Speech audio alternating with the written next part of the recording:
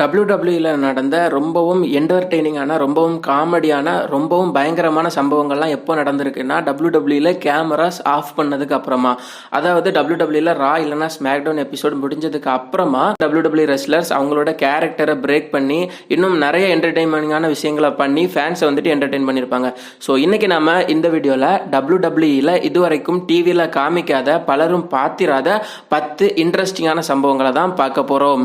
அதுக்கு முன்னாடி நண்பா, நீங்கள் இன்னும் நம்ம சேனலை சப்ஸ்கிரைப் பண்ணலன்னா மறக்காமல் சப்ஸ்கிரைப் பண்ணிவிட்டு அப்படியே பக்கத்தில் இருக்கிற அந்த பெல் ஐக்கானையும் கிளிக் பண்ணி வச்சுக்கோங்க.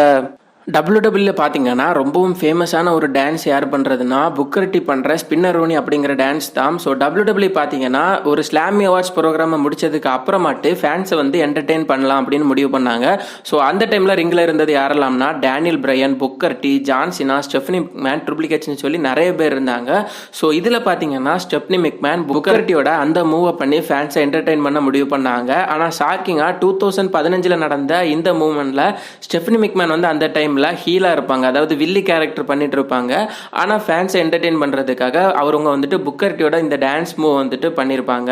ஸோ அதுக்கப்புறமா பாத்தீங்கன்னா சிஎம் பங்க் வந்து வெறும் அண்டர்வேர்ல இந்த ஒரு டான்ஸ் மூவ் பண்ணி ஃபேன்ஸை சூப்பரா என்டர்டெயின் பண்ணிருப்பாரு. WWE கடைசி வரைக்கும் இந்த ஒரு மூவ்மெண்ட் டெலிகாஸ்ட்ல வந்துட்டு அவங்க டெலிவைஸ் பண்ணல. ஏன் அப்படின்னா இது வந்துட்டு டெலிவைஸ் பண்ண முடியாத ஒரு மூவ்மெண்ட்னு கூட சொல்லலாம். ஆனா WWE லைவ்ல பார்க்க போன ஆடியன்ஸ் வந்துட்டு இதை வந்து கேமரால அழகா ரெக்கார்ட் பண்ணி நமக்கு யூடியூப்ல எல்லாம் போஸ்ட் பண்ணி வச்சிருக்காங்க. WWE இருக்கிறதுல ரொம்பவும் ஆபத்தான ஒரு ரெஸ்லர்னா அது பிராக் லெஸ்னர் தான். ஸோ 2003 அதாவது 2003 டைமில் கர்ட் ஆங்கிளும் பிராக் லெஸ்னரும் வந்து ரொம்பவே கமெடிக்கான, ரொம்பவே என்டர்டெய்னிங்கான, ரொம்பவே ஃபன்னியான நிறைய செக்மெண்ட்ஸில் வந்துட்டு ஒன்றா சேர்ந்து வந்துட்டு ரெஸ்ல் பண்ணுறதும், ஒன்றா சேர்ந்து பேசுகிறதும், ஒன்றா சேர்ந்து காமெடி பண்ணுறதும்னு சொல்லி ஃபேன்ஸை பயங்கரமாக என்டர்டெயின் பண்ணிட்டு இருந்தாங்க. ஸோ இந்த டைமில் பார்த்தீங்கன்னா என்ன நடந்ததுன்னு தெரியல. எக்ஸாக்டாக 2003 ஸ்மாக்டவுனில் நடந்த ஒரு எபிசோடில் பிராக் லெஸ்னர் வந்து பார்த்தீங்கன்னா கர்ட் ஆங்கிளை வந்துட்டு லிப்ஸில் கிஸ் பண்ணதுக்கு முடிவு பண்ணியிருக்காரு. ஏன் அப்படி பண்ணாருன்னு தெரியல. ஆனால் அவர் வந்து அடித்தது வந்துட்டு உண்மைதான், அவர் கிஸ் பண்ணது உண்மைதான். ஸோ WWE வந்து அதை வந்து டிவியில் போடவே இல்லை. ஆனால் WWE தவிர இருக்கக்கூடிய வேற யூடியூப் சேனல்ஸில் வந்துட்டு இந்த ஒரு மூமெண்ட்டை வந்து ஃபேன்ஸ் வந்து அவங்களோட ஓன் கேமராவில் கேப்சர் பண்ணிட்டு அப்லோட் பண்ணிட்டாங்க. ஸோ WWE இப்படி ஒரு சம்பவம் நடந்திருக்கு அப்படிங்கிறது நம்மள பல பேருக்கும் தெரியாது. கேட்கறதுக்கும் இது ரொம்பவே இன்ட்ரெஸ்டிங்காகவும் இருக்குது. 2007 ஜூலை மாதத்தில் பார்த்தீங்கன்னா ட்ரிபிள் ஹெச் வந்து 40வது வயசை வந்து தொட்டிருக்காரு. ஸோ அன்னைக்கு வந்து அவருக்கு பிறந்த நாள். ஸோ அன்னைக்கு பார்த்தீங்கன்னா WWE ரா எபிசோட் முடிஞ்சதுக்கு அப்புறமா ஃபேன்ஸ் எல்லாரும் ட்ரிபிள் ஹெச்சோட பிறந்த நாளை கொண்டாடுறதுக்கு முடிவு பண்ணியிருக்காங்க. ஸோ ஃபேன்ஸ் எல்லாருமே வந்து கேக் எடுத்துக்கிட்டு ரிங்குக்குள்ளே வந்திருக்காங்க. குறிப்பாக பார்த்தோம்னா வின்ஸ் மெக்மேன் கூட வந்திருக்காரு. ஸோ ரிங்கை சுற்றி நின்று எல்லாரும் நடுவில் இருந்த ட்ரிபிள் ஹெச்சுக்கு மேலே கேக்கை எரிஞ்சு பயங்கரமாக செலிப்ரேட் பண்ணியிருக்காங்க. இந்த ஒரு தருணத்தில் பார்த்தோம்னா வின்ஸ் மெக்மேன் ரிங்குக்குள்ளே போய் ட்ரிபிள் ஹெச்சோட காலை பிடிச்சி இழுத்து அவரை கீழே போட்டு அவர் மேலே கேக்கை வந்து அவரோட முகத்தில் போடலாம்னு சொல்லி ரொம்பவே முயற்சி பண்ணியிருக்காரு. ஆனால் அவரால் கடைசி வரைக்கும் அதை பண்ண முடியல. ஃபைனலாக பார்த்தீங்கன்னா பேட்டிஸ்டா உள்ள வந்து ட்ரிபிள் ஹெச்சோட முகத்தில் கேக்கை வச்சுட்டு அடிச்சிருக்காரு. ஸோ இந்த ஒரு மூமெண்ட் நடந்திருக்கிறதே நம்மள பல பேருக்கும் தெரியாது. இது ரொம்பவே ஒரு என்டர்டெய்னிங்கான, ரொம்பவே ஒரு அமேசிங்கான மூமெண்ட்டாக WWE ஃபேன்ஸால் இன்னைக்கு வரைக்கும் பார்க்கப்பட்டுட்டு வருது. 2009 WWE DX ட்ரிபிள் ஹெச்சும் ஷான் மைக்கேல்ஸும் ரொம்பவே ஃபேமஸாக இருந்தாங்க. அந்த டைமில் அவங்க அதிகமாக பண்ணக்கூடிய ஒரு விஷயம் என்னன்னா, ஃபேன்ஸை என்டர்டெயின் பண்ணுறதுக்காக மைக் டைசன்ல இருந்து WWE இருக்கிற ஹான்ஸ் வாகல் வர நிறைய ரெஸ்லர்ஸை அவங்களோட DX டீமில் வந்து ஜாயின் பண்ண வைப்பாங்க. ஸோ இந்த வருஷத்தில் பார்த்தீங்கன்னா WWE டிவியில் வராத ஒரு எபிசோடில் ஜான்சினாவையும் பேட்டிஸ்டாவையும் ட்ரிபிள் ஹெச்சும் ஷான் மைக்கேல்ஸும் வந்து அவங்களோட DX டீமில் ஜாயின் பண்ண வச்சிருக்காங்க. ஸோ ஜான்சினாவும் பேட்டிஸ்டாவும் பார்த்தீங்கன்னா சக்கிட் அப்படிங்கிற DXோட மூவை கூட இந்த ஒரு செக்மெண்ட்ல வந்து பண்ணியிருப்பாங்க. ஸோ ஜான்சினா WWE அப்படிங்கிற யூடியூப் சேனல் இந்த அற்புதமான வீடியோவை நம்ம எல்லாரும் பார்க்கறதுக்காக இன்டர்நெட்டில் அப்லோட் பண்ணியிருக்காங்க. WWE முன்னொரு காலத்தில் நடந்த ஒரு சம்பவத்தில் அண்டர்டேக்கரும் பிராக் லெஸ்னரும் ரிக்கி சிம் சேர்ந்து WWEயோட ப்ரொடக்ஷன் டீமில் இருக்கிற ஃப்ராங்கி அப்படிங்கிற ஒருத்தருக்காக ஹாப்பி பர்த்டே பாட்டை பாடியிருக்காங்க. ஸோ WWE ரெஸ்லர்ஸ் எவ்வளவு முக்கியமோ அதே அளவுக்கு பேக் ஸ்டேஜில் ஒர்க் பண்ணுற அந்த ஒரு ஒர்க்கர்ஸும் வந்து ரொம்பவே முக்கியம். ஸ்கிரிப்ட் ரைட்டரில் இருந்து ப்ரொடக்ஷன் டீம் வர எல்லாருமே முக்கியம்.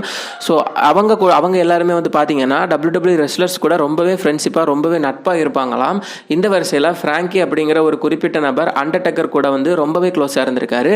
ஸோ அவரோட பர்த்டே வந்த அன்னைக்கு எபிசோடெல்லாம் முடிஞ்சதுக்கு அப்புறமாட்டு அண்டர்டேக்கரும் பிராக் லெஸ்னரும் ரிக்கி சியையும் ரிங்குக்கு கூப்பிட்டு அவருக்காக பர்த்டே பாட்டை பாடி அதுக்கப்புறமா அதுக்கப்புறமா பிராக் லெஸ்னர் அவரோட முகத்தில் கேட்க வச்சு அடிச்சிருக்காரு. அதுக்கப்புறமா ரிக்கிஷி அவரோட ரொம்பவே மோசமான மூவான ஸ்டிங் ஃபேஸையும் வந்து அந்த அப்பாவி ஜீவனுக்கு போட்டிருக்காரு. ஸோ அண்டர்டேக்கர் வந்துட்டு குறிப்பாக இதில் ஹாப்பி பர்த்டே பாடினது WWE ஃபேன்ஸுக்கு ரொம்பவே சர்ப்ரைசிங்காகவும் ரொம்பவே என்டர்டெய்னிங்காகவும் இருந்திருக்கு. 2002 WWE ஒரு மெயின் ஈவெண்ட் முடிஞ்சதுக்கு அப்புறமாட்டு ரிங்கில் யாரெல்லாம் இருப்பான்னா Booker T, Triple H, Rock, Undertaker மாதிரியான லெஜெண்ட்ஸ் எல்லாம் இருப்பாங்க. ஸோ இந்த டைமில் பார்த்தீங்கன்னா எல்லாரும் வந்து ஃபேன்ஸை என்டர்டெயின் பண்ணுறதுக்காக ஸ்பின்னர் ரூனி அப்படிங்கிற அந்த புக்கர் டியோட டான்ஸ் மூமெண்ட்டை வந்து போடுவாங்க. ஸோ இதில் பார்த்தீங்கன்னா ட்ரிபிள் ஹெச் போட்டிருப்பாரு, ஈவன் வின்ஸ் மெக்மேன் கூட போட்டிருப்பாரு. இன்னும் ஆச்சரியமா அண்டர்டேக்கரை கூட இவங்க ஸ்பின்னர் ரூனி போட வைக்கிறதுக்கு ட்ரை பண்ணியிருக்காங்க. ஆனால் அண்டர்டேக்கர் பார்த்தீங்கன்னா ஸ்பின்னர் ரூனிக்காக உட்காந்து கையை தூக்குவார், ஆனால் போட மாட்டார். ஏன் அப்படின்னா அண்டர்டேக்கரும் அந்த டைமில் எல்லாம் ரிங்குக்குள்ளே மட்டும் இல்லாமல் பேக் ஸ்டேஜில் ரிங்குக்கு வெளியே அவரோட ஹோம்லன்னு சொல்லி எல்லா இடமும் அவரோட கேரக்டர் வந்துட்டு மெயின்டைன் பண்ணுவார். ஸோ அண்டர்டேக்கர் மட்டும் இந்த மூவை பண்ணியிருக்க மாட்டார். ஆனால் ட்ரிபிள் ஹெச்ல இருந்து வின்ஸ் மெக்மேன் வர இந்த மூவை பண்ணியிருக்காங்க அப்படிங்கிறது ரொம்பவே ஆச்சரியமாக இருக்குது. 2014 WWE ரொம்பவே காமெடியான ஒரு விஷயம் நடந்திருக்கு. இது யாரை வச்சு நடந்துச்சு அப்படின்னா மைக்கேல் கோலை வச்சு தான். ஸோ நார்மலாகவே பார்த்தீங்கன்னா வின்ஸ் மெக்மேன் வந்து பேக் ஸ்டேஜில் இருந்துட்டு கமெண்ட்ரி டீமுக்கு வந்து நிறைய இன்ஸ்ட்ரக்ஷனை கொடுத்துட்டு இருப்பாரு. ஸோ நார்மலாட்டு பார்த்தீங்கன்னா இவங்க வின்ஸ் மெக்மேன் என்ன சொல்கிறாரோ அதை கேட்டு அதுக்கப்புறமா கமெண்ட்ரி பண்ணுவாங்க. ஸோ இந்த ஒரு செக்மெண்ட்டில் பார்த்தீங்கன்னா வின்ஸ் மெக்மேன் ஏதோ ஒரு விஷயத்தை வந்துட்டு மைக்கேல் கோலுக்கு சொல்லியிருக்காரு. ஆனால் அது மைக்கேல் கோலுக்கு ஒழுங்காக கேட்காததுனால மைக்கேல் கோல் என்ன பண்ணிட்டாருன்னா அதை வந்துட்டு யாருமே பார்க்கலன்னு நினைச்சோ இல்ல அவர் என்ன ஒரு சிந்தனையில இருந்தாரோ தெரியல, அவர் வந்துட்டு எஸ் பாஸ் சொல்லுங்க பாஸ் அப்படின்னு சொல்லி ஃபேன்ஸ் எல்லாரும் பார்த்துட்டு இருக்கும் போதே அவரோட ஹெட்செட்ல பேசியிருக்காரு. ஸோ இதையும் பார்த்தீங்கன்னா WWE ஃபேன்ஸ் தெள்ள தெளிவா நெட்ல எடுத்து போட்டு மைக்கேல் கோல் WWE வின்ஸ் மெக்மேனோட முகத்திரையை கிழிச்சிட்டாங்க. ராக் வந்து அநேக தருணங்களில் WWE வந்து ஷாக்கிங்காக ரிட்டர்ன் ஆகி ஃபேன்ஸை என்டர்டெயின் பண்ணுறதை நம்ம எல்லாருமே பார்த்துருப்போம். அது நம்ம எல்லாருக்குமே அதிகமாக தெரியும். ஆனால் ராக் வந்துட்டு இந்த மாதிரி ரிட்டர்ன் ஆகிற டைமில் எல்லாம் டெலிவிஸ் ஆகிற அந்த ப்ரோக்ராமை தாண்டி இன்னும் நிறைய நேரம் WWE ஃபேன்ஸை வந்துட்டு பேசி என்டர்டெயின் பண்ணுவாராம். குறிப்பாக பார்த்தீங்கன்னா ராக் இந்த மாதிரி ரிட்டர்ன் ஆன ஒரு டைமில் வந்துட்டு ஃபேன்ஸ் எல்லாரும் ஏஜே லீக்காக சியர் பண்ண ஆரம்பிச்சிருக்காங்க. எதனாலன்னா ராக் அந்த செக்மெண்ட்டில் ஏஜே லீயை பற்றி என்னமோ பேசியிருக்காரு. அதனால ஃபேன்ஸ் எல்லாரும் ஏஜலிக்காக சியர் பண்ண ஆரம்பிச்சு கடைசியில் சிஎம் பங்குக்காகவும் சியர் பண்ண ஆரம்பிச்சிட்டாங்க. ஆனால் WWE அந்த டைமில் சிஎம் பங்க் வந்து ட்ரிபிள் ஹெச் கூடயும் வின்ஸ் மெக்மேன் கூடயும் நிஜ வாழ்க்கையில் பயங்கரமாக சண்டை போட்டு WWE இருந்து அவர் பிரிஞ்சிருந்தார்.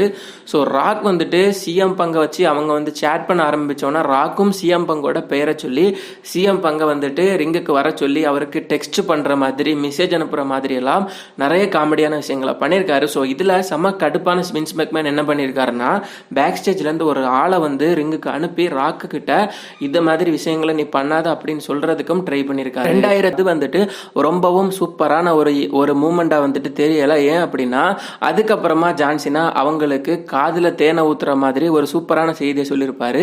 ஸோ இது மூலமா WWE ஃபேன்ஸ் அந்த ஒரு மூமெண்ட்டை வந்துட்டு ரொம்பவே என்ஜாய் பண்ணியிருக்காங்க. அதுக்கப்புறமா பார்த்தீங்கன்னா நீங்க இன்னும் நம்ம சேனலை சப்ஸ்கிரைப் பண்ணலன்னா மறக்காம சப்ஸ்கிரைப் பண்ணிட்டு அப்படியே பக்கத்தில் இருக்கிற அந்த பெல் ஐக்கானையும் கிளிக் பண்ணி வச்சுக்கோங்க.